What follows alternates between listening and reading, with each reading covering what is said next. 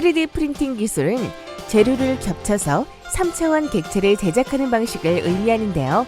그 관심이 급증하면서 의류와 패션 분야에서도 응용이 한창입니다. 글로벌 신발 제조 기업인 아디다스는 과거 3D 프린팅된 밑창을 탑재한 트레이너 신발을 출시했었는데요. 이후 현재 3D 프린터로 운동화를 대량 생산해내는 수준까지 도달했습니다. 이렇게 다양하게 실제로 적용되어가는 3D 프린팅 기술이 늘어감에 따라 우리는 머지않아 집에서 3D 프린터로 신발을 직접 만들어 신을 수 있을 것으로 보입니다.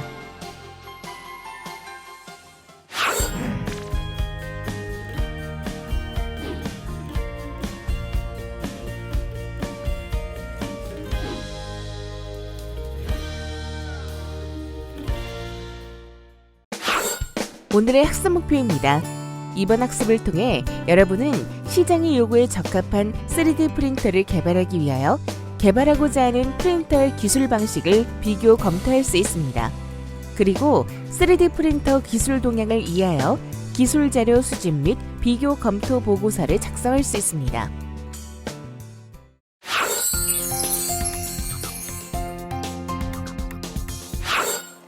안녕하세요. 이나은입니다. 우리 학습자들의 미래를 출력하는 3D 프린터, 그 개발을 위한 길잡이로 김성권 강사님 모셨습니다. 안녕하세요, 강사님. 네, 안녕하세요.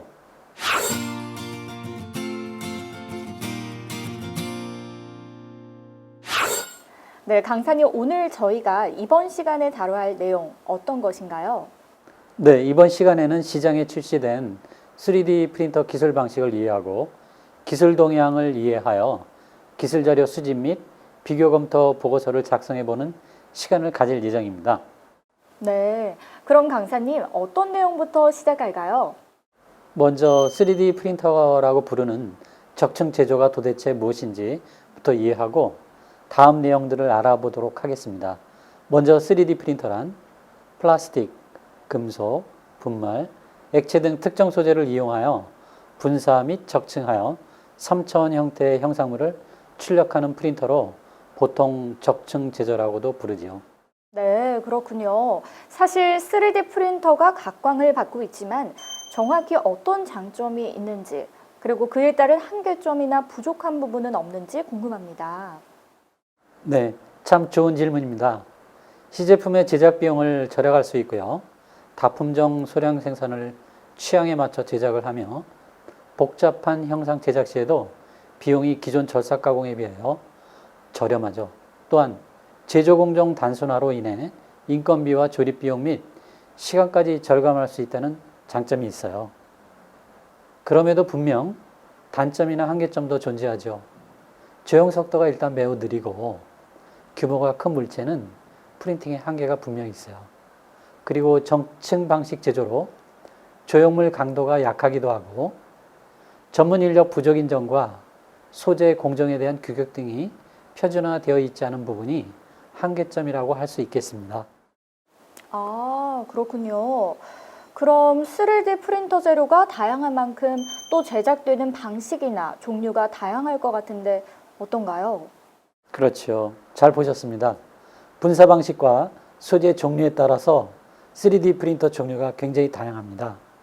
기술 방식을 7가지 정도로 정리하여 설명해 보려고 합니다.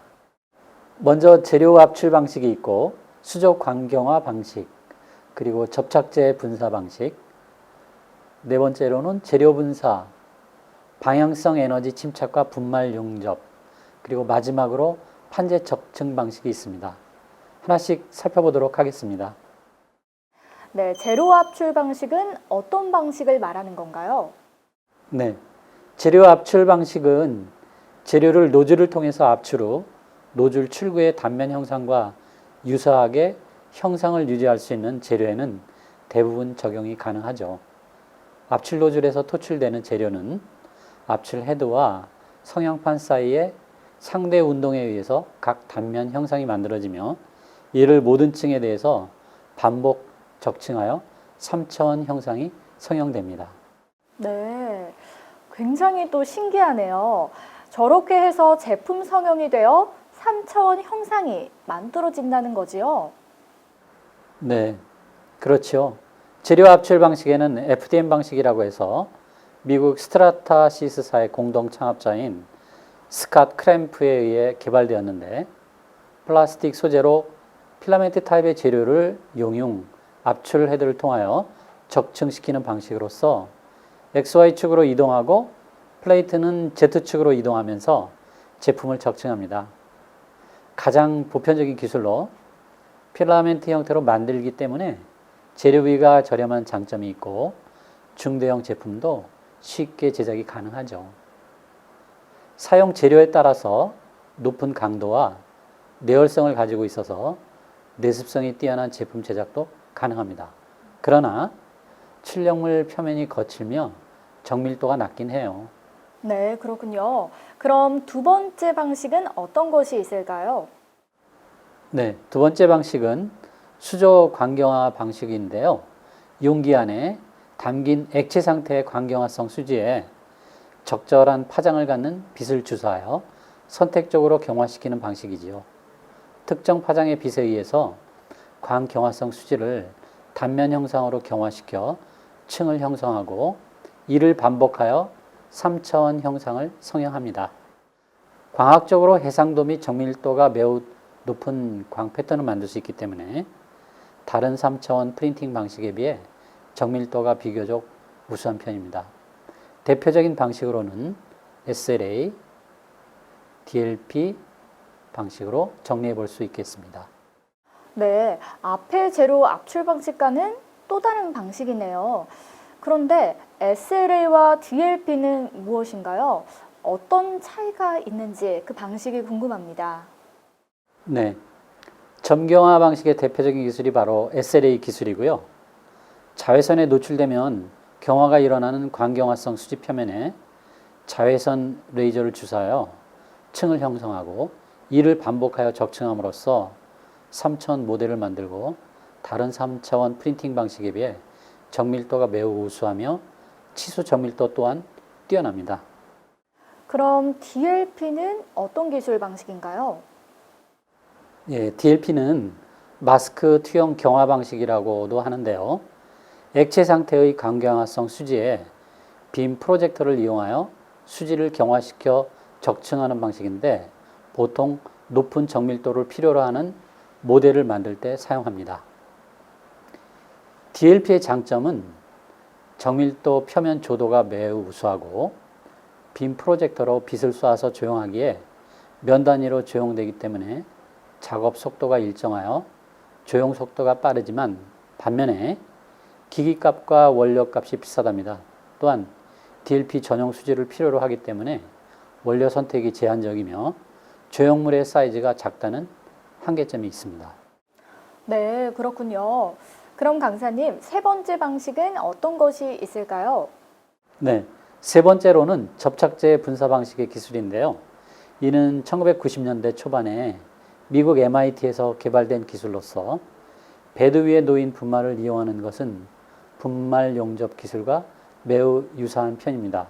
하지만 분말 용접 기술에서는 분말을 결합하여 단면을 만들기 위해서 레이저 등의 열 에너지를 사용하여 분말을 소결시키거나 녹이는 반면에 접착제 분사에서는 접착제를 분말에 선택적으로 분사하여 분말들을 결합시켜 단면을 성형하고 이를 반복하여 상차원 형상을 만드는 다른 점이 있습니다. 별도의 서포트 구조물이 필요하지 않고 한 번에 다수의 제품을 동시에 성형 가능한 특징도 있고 움직이는 형상 또한 손쉽게 제작 가능한 특징을 가지고 있습니다. 네, 다양한 기술 방식이 많네요. 네 번째 재료 분사 방식은 어떤 거죠? 재료 분사 방식은 광경화성 수지나 왁스 등의 재료를 미세한 방울로 만들고 이를 선택적으로 도포하는 기술인데요. 잉크젯 프린팅 기술과 광경화성 수지 기술이 결합된 것으로서 매우 높은 해상도를 가진 3차원 형상의 제작이 가능하다는 특징을 가지고 있습니다. 네, 그럼 재료 분사 방식의 성형 공정은 또 어떻게 되나요? 네, 이 경우에 재료는 일반적으로 짧은 파장의 자외선에 경화되는 광경화성 수지가 사용되고요. 재료 분사 방식은 잉크젯 프린터와 유사한 형태의 수백 개의 노즐을 통해 분사되는 액체 상태의 광경화성 수지가 단면 형상으로 도포되고 이를 바로 자외선 램프로 동시에 경화시키며 형상을 제작하게 됩니다. 열에 의해 녹는 왁스 재료나 물에 풀어지는 재료를 서포트로 사용하기 때문에 서포트 제거가 쉬우며 복잡한 내부 형상을 갖는 제품에 제작이 가능하다는 특징도 가지고 있습니다. 그리고 대부분의 동작이 자동으로 이루어지기 때문에 사용이 쉽고 정밀도가 매우 높은 편이기도 하고 제작 시간도 매우 빠른 편입니다. 대부분의 재료 분사 방식 시스템은 동작이 조용해서 매우 깨끗한 환경에서 사용이 가능하다는 장점이 있기도 합니다. 네, 그렇군요. 그럼 방향성 에너지 침착도 설명 이어서 부탁드리겠습니다. 이것도 기술 방식 중 하나인 건가요? 용어가 저는 굉장히 생소하네요. 네, 방향성 에너지 침착이란 레이저, 전자빔 또는 플라즈마, 아크 등의 열 에너지를 국부적으로 가해서 재료를 녹여 침착시키는 것입니다. 이 방법은 폴리머, 세라믹, 금속 매트릭스 복합물 등 다양한 재료에 적용이 가능하지만 현재 가장 많이 사용되는 재료는 금속 분말입니다. 금속 분말을 이용한다고 해서 종종 금속 침착 방식이라 불리기도 합니다. 네, 이제 두 가지 기술 방식만 살펴보면 되네요. 여섯 번째는 어떤 기술인가요? 네, 분말 융접이라고 합니다. 용어가 생소하실 텐데요. 분말 융접이란 열 에너지를 평평하게 놓인 분말 위에 선택적으로 가해서 용융시켜 접합하는 것으로 미국 유니버시티 오브 텍사스 앳 오스틴에서 개발된 선택적 레이저 소결 SLS 기술이 최초로 상용화된 분말 융접 기술입니다. 네, 여러 가지 기술 방식을 지금 살펴보고 있는데요. 이제 일곱 번째 기술 방식을 살펴보겠습니다. 이 기술 방식은 또 어떤 것인가요? 네, 판재 적층 방식이라고 합니다. 이는 얇은 판 형태의 재료를 단면 형상으로 자른 후 이를 서로 층층이 붙여서 형상을 만드는 것이라고 설명할 수 있겠습니다. 판재 적층 기술은 판재 재료와 이를 잘라내는 방식 및 잘라낸 판재들을 서로 부착하는 방법에 따라 다양하게 개발되고 있습니다. 판재 적층 기술이 최초로 적용된 것은 1991년 미국 헬리시스사에 의해서 개발된 라미네이티드 오브젝트 매니팩처링이라는 기술이고 판재 적층 기술은 다른 3D 프린팅 기술들에 비해서 제품의 제작 속도가 매우 빠르다는 특징 및 장점을 가지고 있죠. 또한 상대적으로 저렴한 가격의 재료를 사용하기 때문에 경제적으로 3차원 형상의 제작이 가능하답니다. 그리고 화학 반응을 수반하지 않은 공정이기 때문에 상대적으로 용이하게 대형 제품의 제작이 가능한 장점을 가지고 있습니다.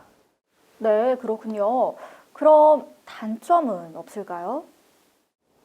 물론 단점과 한계점도 가지고 있습니다. 사실 판재 적층 기술이 적용되어 만들어진 제품은 형상 정밀도가 다른 3D 프린팅 기술로 제작된 제품들에 비해서 상대적으로 낮을 뿐만 아니라 사용 가능한 재료도 제한적입니다. 따라서 주로 시제품 제작에 이용되고 있습니다. 판재 적층에 사용 가능한 재료가 지금 한정적이라고 말씀을 하셨는데 어떤 재료들을 사용할 수 있을까요? 좋은 질문입니다. 판재 적층은 사용 재료에 따라 분류를 하고 있는데요. 먼저는 종이 재료이고 다음은 플라스틱 재료, 그리고 금속 또는 세라믹 재료로 크게 세 가지로 나누어 볼 수 있습니다. 네, 그럼 종이 재료부터 설명 부탁드리겠습니다. 네, 시트 라미네이션 공정 과정에서 보여지는 것과 같이 종이를 이전 층 위에 먼저 접착하고 그 후에 단면 형상을 잘라내는 방식입니다. LOM 기술에서 사용되었으며 현재 접착제 부착 방식을 채택하는 판재 적층 기술은 대부분 이 방식을 이용하고 있지요. 뒷면에 접착제가 코팅되어 있는 종이 재료가 롤 형태로 공급이 됩니다. 종이를 단면 형상으로 자르고 이것을 이전층의 단면 형상 위에 접착하는 방식은 복잡한 내부 형상을 갖는 제품의 제작에 적합하지만 공정이 복잡하기 때문에 많이 적용되지 않고 있습니다. 종이를 재료로 하는 판재 적층 기술은 상대적으로 재료의 가격이 낮기 때문에 유지 비용이 저렴하고 한 단면을 한 번에 만들 수 있으므로 제작 속도가 빠르다는 장점이 있습니다. 하지만 종이로 제작된 제품은 수분 흡수나 마모를 방지하기 위해서 코팅이 필수적이고 종이 자체의 두께가 일정하지 않기 때문에 종이가 쌓이는 높이 방향의 수치 정밀도가 상대적으로 낮습니다. 그럼 플라스틱 재료는 어떤가요? 네, 플라스틱 재료 기술의 경우에는 성형된 형상 주위의 재료는 추후 연속적인 나선 형태로 제거될 수 있도록 맨 위의 층에서부터 연결되어 만들어집니다. 따라서 맨 위의 층을 벗겨내면 성형된 형상 주위의 재료들이 모두 손쉽게 제거가 되죠.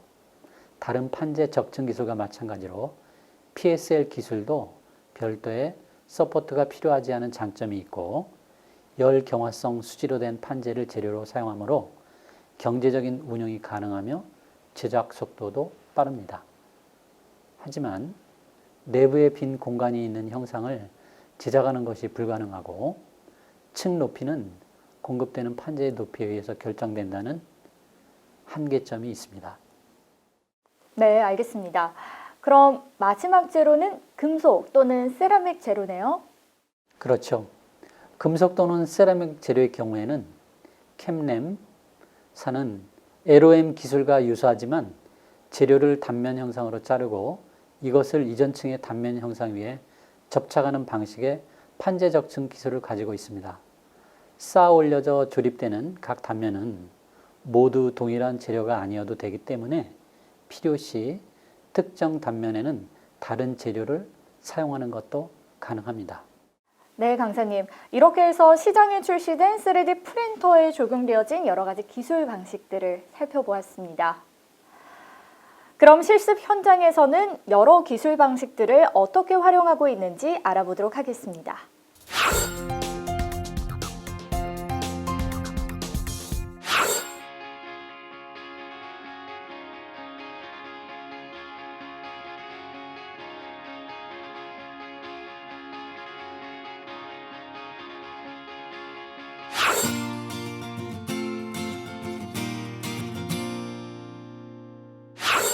이번에는 현재 시장에 출시된 3D 프린터에 적용된 기술을 이론으로 이해했다면 기술 방식을 직접 보면서 파악해 보기로 해요.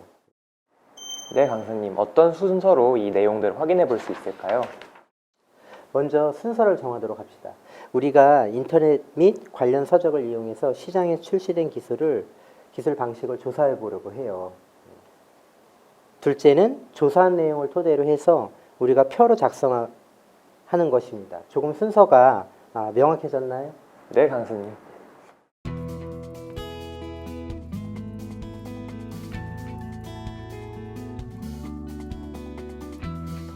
자, 어때요? 이렇게 표를 분류해 보았어요. 강사님, 저도 혼자 한번 해봐야 될 것 같아요. 강사님이 말씀하신 대로 출시된 기술들을 찾아보고 정리하여 표로 만들어보는 동욱 학생. 강사님의 정리하신 내용을 보니 제조사, 제품명, 기술 방식, 그리고 사진과 출처가 정리되어 있네요. 이렇게 보기 좋게 정리표를 이용하면 기술 방식에 대해 파악이 더욱 용이하겠죠? 강사님 덕분에 더욱 자신감이 생기는 것 같아요. 앞으로도 열심히 할게요. 지금까지 학습한 내용을 다시 한번 정리해 보겠습니다. 이번 시간에는 먼저 3D 프린터란 무엇인지, 그리고 3D 프린터의 장점과 한계점을 살펴보았고, 그리고 우리는 분사 방식, 소재 종류에 따른 3D 프린터의 종류도 살펴보았습니다. 그에 따른 시장 출시된 3D 프린터에 적용된 기술 방식도 조사하여 표로 작성해 보았습니다.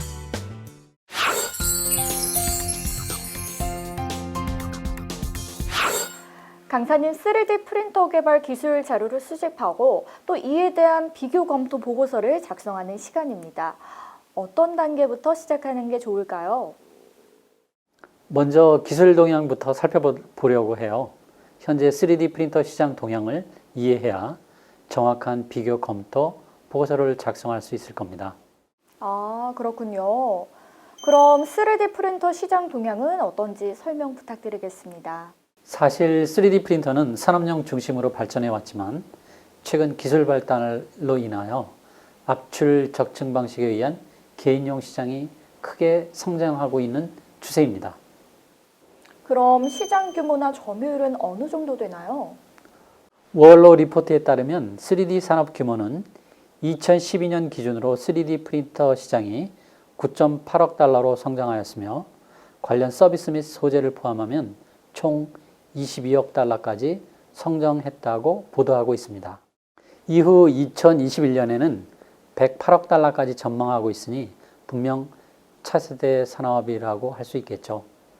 영국의 시장 조사기관 카날리스는 3D 프린터 시장이 2013년에 25억 달러까지 성장하였으며 추후 2014년에는 38억 달러, 2018년에는 162억 달러로 성장할 것으로 전망하고 있습니다.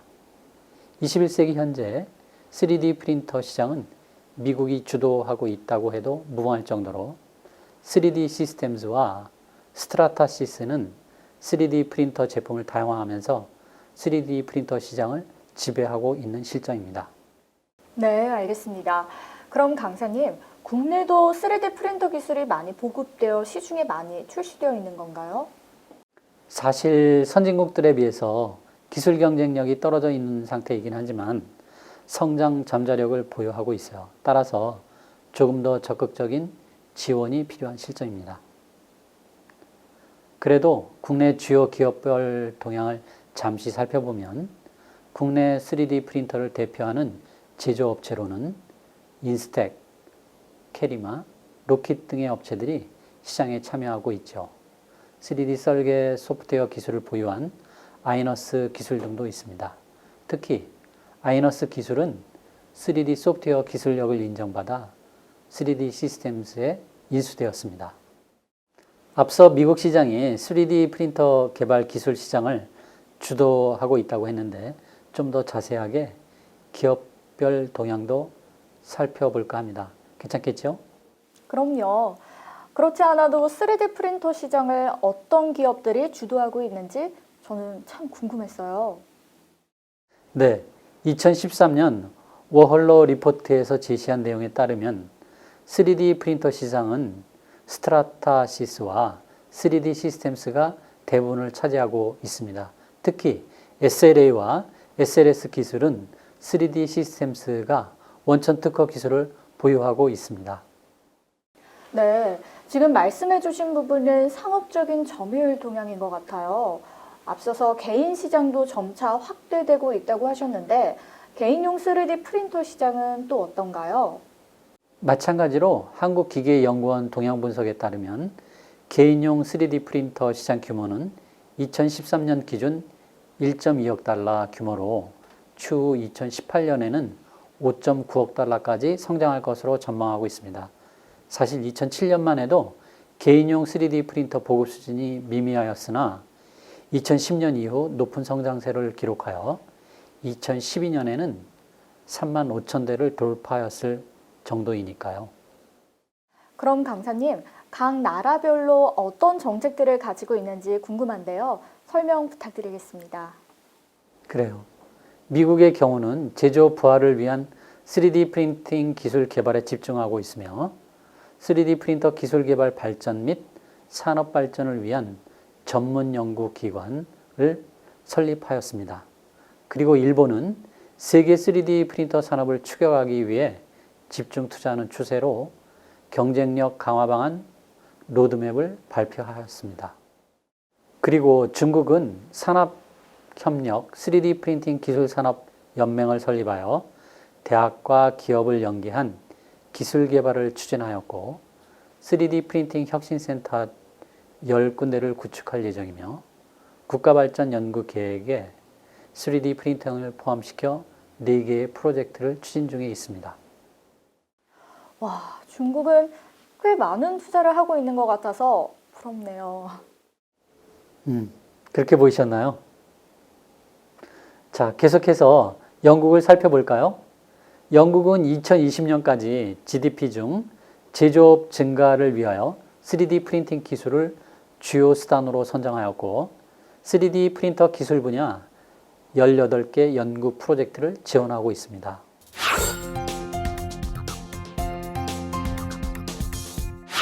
지금까지 한 내용을 비교 검토하여 보고서를 작성하는 시간을 가져볼까요? 열심히 무언가를 작성하고 있는 실습생이 보이네요. 가까이 가서 어떤 작업을 하고 있는지 살펴보죠. 그동안 학습한 내용을 가지고 나만의 보고서를 만들어 봐야 될 것 같아. 7가지 3D 프린터 기술 방식별로 제조사, 제품명, 그리고 그 특징, 출처 등을 분류해서 정리하면 될 것 같아. 우선 조사한 제품의 특징과 기술 방식별로 정리해서 한번 볼까?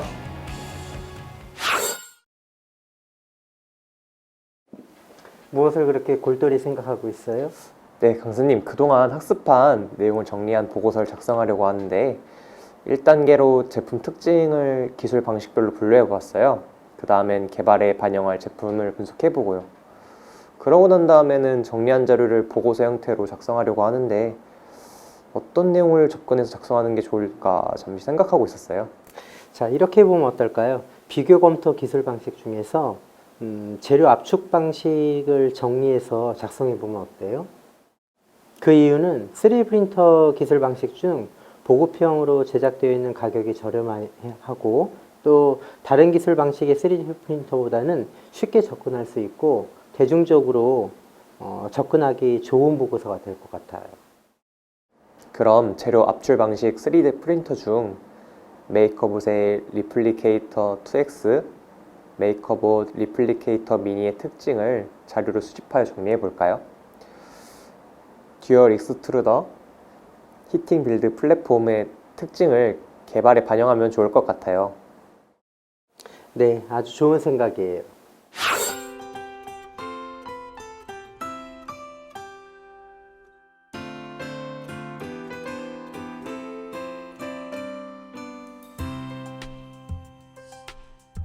강사님이 말씀하신 대로 이렇게 비교 검토 보고서를 작성해 놓으니까 되게 뿌듯하네.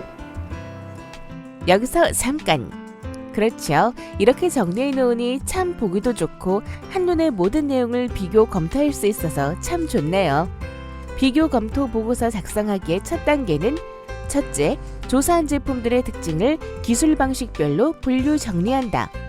둘째, 개발에 반영할 제품을 분석한다. 셋째, 정리한 자료들을 비교 검토 보고서 양식에 맞게 작성한다. 로 정리해 볼 수 있겠습니다. 지금까지 학습한 내용을 다시 한번 정리해 보겠습니다. 이번 시간에는 기술 자료 수집 및 비교 검토 보고서를 작성하는 시간을 가졌습니다. 먼저 우리는 3D 프린터 시장 동향을 살펴보았고 3D 프린터 기술 방식에 따른 제조사별 특징을 알아본 뒤 그 내용을 비교 검토하여 보고서를 작성하는 시간을 가졌습니다.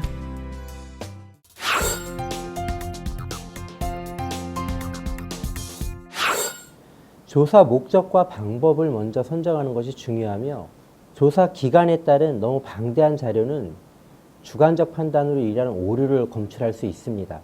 분석 방법에 다양한 종류들이 있으나 조사 방법에서 수집된 자료와 오류를 검토하고 정리하여 객관적 판단으로 비교 분석하는 것이 매우 중요합니다.